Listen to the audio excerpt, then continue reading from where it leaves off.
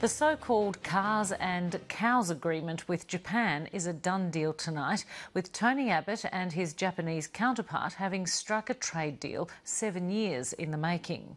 There's also been a decision to begin talks on closer defence ties. The government is calling it an historic agreement, but the opposition says it will work through the fine print before giving it the thumbs up. From Canberra, political correspondent Tom Iggulden has more.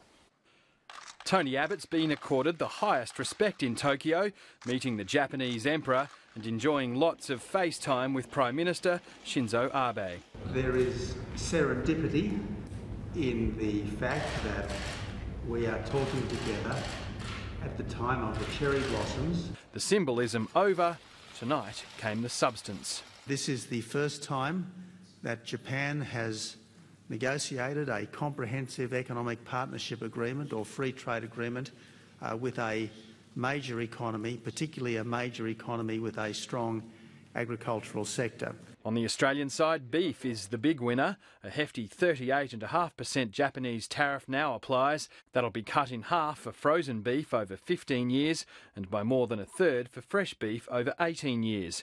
The expected benefit runs into the billions. So there'll be a massive advantage. Almost half the cut occurs in the first 2 years, which will give our beef industry the jump on every other beef exporter in the world. There's also significant advantages for other agricultural products. Fruit and vegetables, seafood, sugar, cheese and wine among the winners. Tariffs will remain on rice though, with its special cultural significance to Japan. Japanese exporters will see Australian tariffs lowered on electronics, white goods and cars.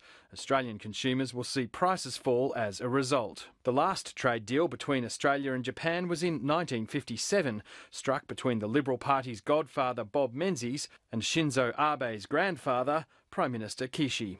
I think that today could be equally historic and equally significant. By his own admission, that's a big call from the Australian Prime Minister. But for the opening that was established then, but for the trust which swiftly developed from that time, there would be no iron ore industry as we know it in Australia. There would be no coal industry as we know it in Australia. Reaching agreement with Tokyo's taken 7 years through 2 changes of government in Australia and into Shinzo Abe's second go-round as Japanese Prime Minister. The complicated trade negotiations are shaping up as good practice for Tony Abbott when it comes to his dealings with the new Australian Senate come July. Strong showings from the Palmer United and the Greens in the WA Senate election have revived comparisons between the crossbench and the alien bar scene. He doesn't like you. From the classic sci-fi movie Star Wars. I don't like you either.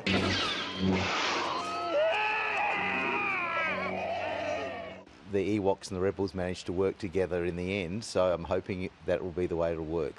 The government's already asking for Clive Palmer's forgiveness after accusing him of using his money to buy a Senate seat.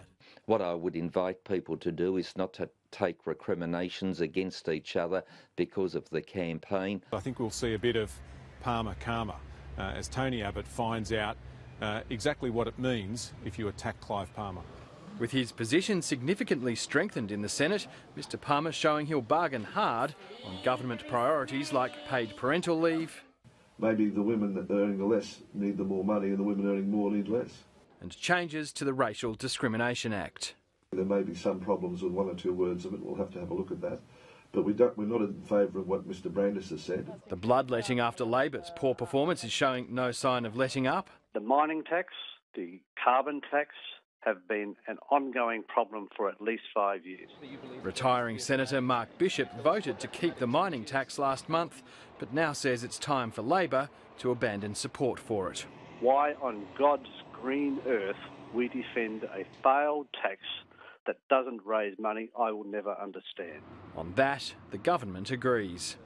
I think Mark Bishop is right. They got punished like never before in a by-election, and I think that should send a message to Bill Shorten.